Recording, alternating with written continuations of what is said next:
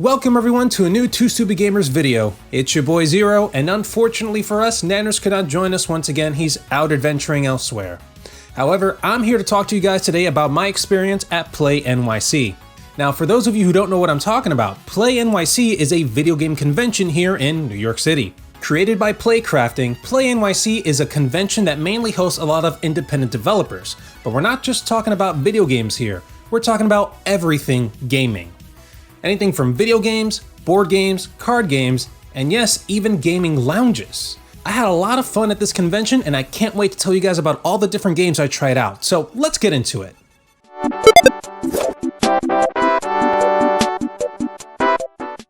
Now the first game I want to talk about is Way of Rhea. Those of you who've been following the channel for a while will actually see that we've done quite a few videos on Way of Rhea. We've actually become pretty good friends with the studio itself, Anthropic Studios, and the head of the studio, Mason. We've been following Anthropic Studios for some time now, and seeing Way of Rhea evolve from a simple puzzle game to this awesome game full of just color, head-scratcher puzzles, and animations is quite impressive. There were quite a few new animation effects that were added to Way of Rhea. One of them that I really liked specifically is the new rewind animation. Before, all you did was just pop from one place to another when rewinding time. However, now they added this stretchy, light, time-bending animation that kind of blew my mind when I first played it. Another thing that they added to this game, which was really awesome, was controller support and rumble features as well. I actually played the demo using a DualSense controller, and the rumble was on point, adding an extra layer of immersion into this game that I really appreciated. Also, there's some more witty dialogue added to the game, giving this game a little bit more personality. Something I really enjoyed. Mason and the rest of the Anthropic Studios team are doing an amazing job. A lot of polish is being put into this game, and I can't wait to see the full release later. Next up is Redstart Interactive, and I'm happy to say that I finally got to meet the developers behind Get a Grip Chip. They're a fun bunch of people, and I had a blast talking to them about gaming and what it is that they're doing. I'm also happy to report that Get a Grip Chip is doing pretty good on Steam. Not only that, it's also selling bangers on the Nintendo Switch. It recently got released back in the spring. I definitely suggest getting into Get a Grip Chip. It's a fun puzzle platformer, and right now is the best time to do it because they're having a special sale for Get a Grip Chip on the Nintendo Switch. If you're interested in this game, if you want to check it out, go watch our video we created a few months ago. Next, I want to touch on Redstart Interactive's next game. Now, this game is just a prototype. It's still in the very early phases of development. There's no title, there's no further information other than the fact that you're playing as a mini chibi dinosaur that likes to eat and shoot fireballs. You know I'm into this. Not only can you eat and shoot fireballs, you can jump and dash as well. This game gave me a lot of vibes of Mega Man X, which is a game series that I just love. Both Nanners and I are really big fans of platformer games, especially side-scroller 2D platformer games, and playing this game just gave me a lot of good vibes. The game's mechanics are also very tight, shooting fireballs to kill enemies and then going and eating your enemies. It's just a lot of fun, the footage speaks for itself, and I just can't wait to grab Nanners and play this full game when it's released later on, because you can actually play with two people as well. This game is hitting all the right buttons for me. I can't wait to see more of this game later on. Redstart Interactive, keep doing what you're doing. Alright, now the next game I want to talk about is called Black Emperor. Now, just hearing the name itself, Black Emperor, probably gives you vibes of maybe Dead Space or maybe Dark Souls. But you'd be wrong. This arcade game is actually a game just about motorcycles and riding it. Now, I'm not the biggest arcade fan. I like my arcade fighting games. I like arcade games like Crazy Taxi and Panic Park, but not a lot of other arcade games as a matter of fact. But when I saw Black Emperor from a distance, I said to myself, I gotta try this game, you know? It uses pixel graphics, and again, your main objective is to ride your motorcycle as long as you can to gain a high score. Now the catch to this game is that you have to ride fast enough to keep up with the camera. You have to keep the speed at a certain sweet spot. Go too fast, and you'll go ahead of the camera and explode. If you go too slow, you'll go to the end of the camera and explode there as well. You also have to steer your motorcycle left and right to stay on the road. If you don't and end up in the ground, you'll slow down way too much and of course explode. The actual controllers for this arcade cabinet are actually pretty cool. Now you have one button of course for your acceleration, but then for steering, you have a track wheel. This isn't something I've actually seen before in a different arcade cabinet. Usually for games like this, I would see some sort of trackball, but instead they used an actual rolling rubber wheel for you to actually move forward and back to control left and right on your motorcycle.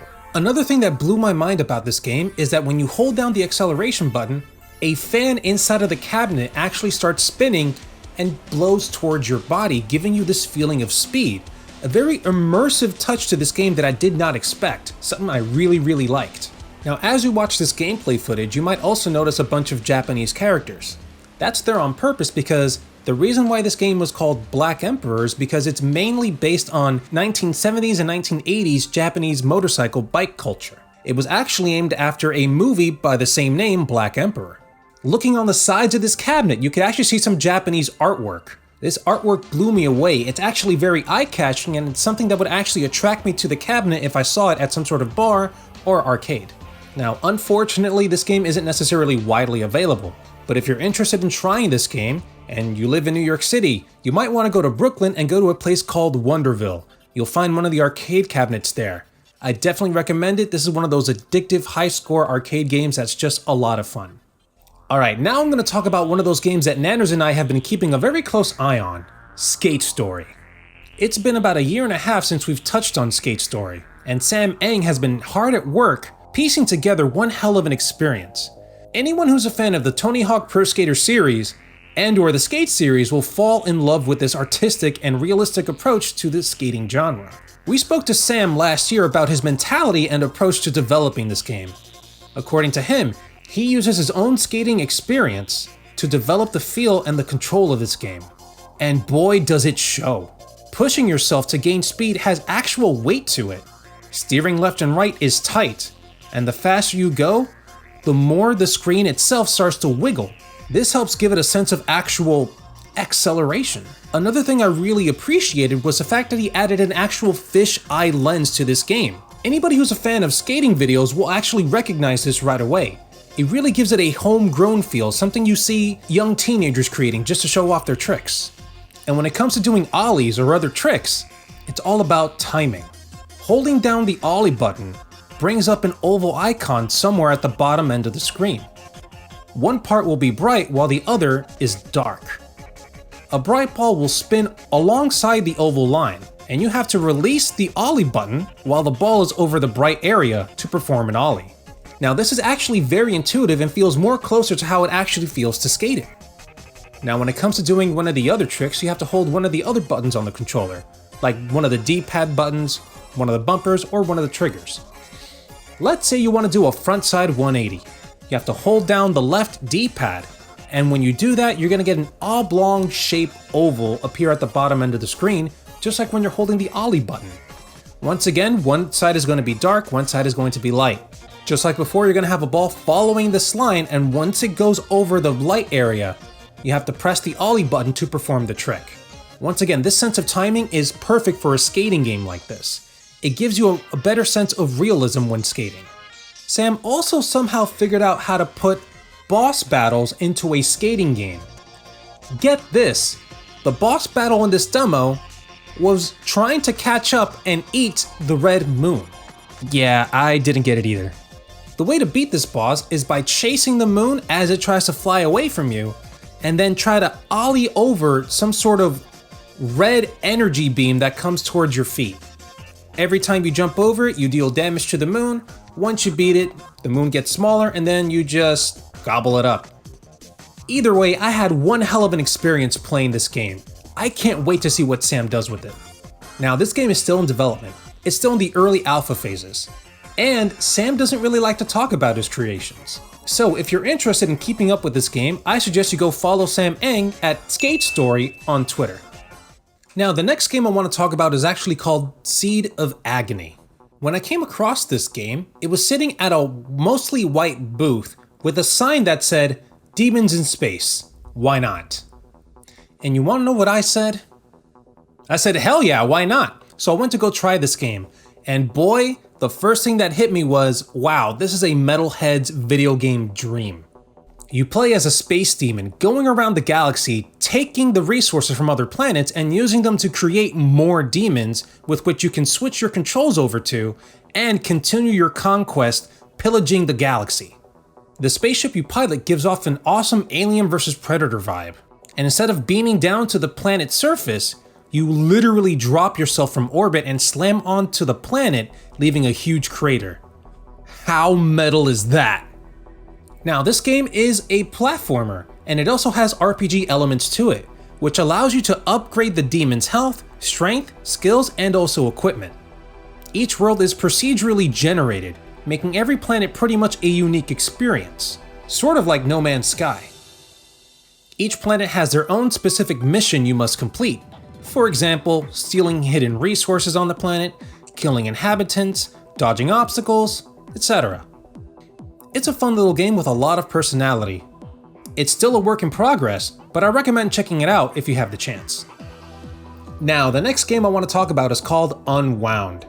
While I walked around the convention center, I came across a TV which showed a sort of yarn ball moving around and jumping around platforms. I'm a huge platforming video game fan, so of course I had to go and check it out. Unwound is a strange 3D platformer / text adventure game which tells the story of a person getting a strange call, asking them to go to a strange place, and then blacking out. You then wake up as a strange ball of yarn. The goal of the game is to figure out what the heck happened to you. The story is told through a text dialogue which gives you multiple choice answers which helps you uncover more of what's going on. While playing, you run into another scrap being, which helps you along the way and teaches you how to add objects to yourself to help personalize your little scrap being. It was an interesting little distraction, and it shows some promise. A little more development and polish, and this game might turn into one heck of a compelling experience. Now, the next game I'm excited to talk about is actually called Rushdown Revolt. Those of you who are Smash Bros fans will likely want to pay close attention to this party fighter. Rushdown Revolt is a Smash clone with lots of quality of life options to help even the newest player get a good feel for this game. You can add electrified borders all around the stage to prevent ringouts, while still dealing extra damage for falling out. They also added visuals for button presses, so you can follow what's actually happening. An easy mode was also added, where you can go ahead and smash a single button to help you perform moves and make you feel like sort of a pro. When I played the demo for this game, the controls were very tight, and work extremely similar to how they do in Smash Bros. You have one physical attack button, you have one special attack button, you have a button for jumping, and you have bumpers, of course, or triggers for the grab and the block button. The cast of characters is also very colorful and well designed. I had a lot of fun playing as Raymer, the blonde neo-cowboy looking guy. His moveset was a tad complicated, but it was a lot of fun to master. Now, even though this game is not complete and is still in development, they're holding tournaments as a matter of fact, and they're letting people try out the game on Steam. So if you're interested, I definitely recommend trying this game out, especially if you're a Smash Bros fan. This just might be the next game for you. Now, the next game I'm super excited about probably doesn't count as an indie game, but I'm still super hyped about it. It's called I Expect You to Die 2. Those of you who know us, you'll know that we're huge fans of VR games. So when I saw a demo for the sequel to I Expect You to Die, I knew I had to check it out. I was a big fan of the first game, and I'm glad to see that we are getting more of the same, but with newer, trickier puzzles, 6 new levels, and more ways to die. Also, this game has an overarching narrative that goes from one level to the next, instead of very short contained tales in each level. There's a demo available right now for the PS4 VR. And the full release is right around the corner, August 24th. Now, the next thing I'm going to talk about is not actually a game. The next thing I'm going to talk about is a gaming lounge called Coexist Gaming. As a gamer, I'm always looking for a place to meet and hang out with other gamers. We had a place like that with iFixit Arcade. However, now that it's gone, we have to find another place. Coexist might just be the new hangout spot. Coexist Gaming is a gamer lounge where you can go to play games, compete in tournaments, enjoy food and drinks, attend live performances, and also attend workshops. And of course, meet other gamers. Their booth had a bunch of games there, a lot of fighting games as a matter of fact, something that definitely attracted me.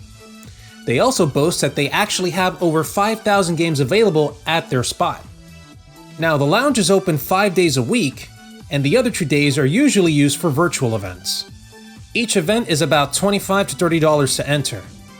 However, they also have yearly memberships, which allows you entry to every single event at no extra cost, food and drinks are included, and special discounts on their merch. If you're interested in learning more about them, I definitely recommend checking out their website and their social medias. Another thing I really enjoyed at Play NYC was the fact that they had lounge areas where people can go and rest. At these lounge areas, they had water bottles available for people to take, and funny enough, they also had Red Bull. As a gamer, I've had quite a few Red Bulls in my day, so I definitely enjoyed one of the tropical blend flavors of Red Bull that they had available. Another thing that I found very interesting was the fact that after the convention was over and all the general public left, was the fact that they had a special get-together for all the media and all the developers that were actually there to talk to each other and actually exchange information and get to know each other a little better. I unfortunately could not participate in this mixer, I had to go do something else that day, but it's something I really appreciate and hopefully they continue doing in the future. And that's it, everyone. I only had the opportunity to go for 1 day and Nanners was not able to join me. So, unfortunately, I could only see a handful of games while also speaking to developers, getting to know them, and getting to know more about their games so I can tell you guys all about it. Hopefully next year Nanners can join me and we can go once again to Play NYC and capture way more footage and show you guys all of the awesome upcoming games. If you guys enjoyed this video, please make sure to slap that like button, make sure you subscribe to the channel, and please let us know in the comments below which one of these games was your favorite, which one are you looking forward to? Let's talk. Once again guys, thanks for watching and stay tuned for more awesome content. We'll see you next time.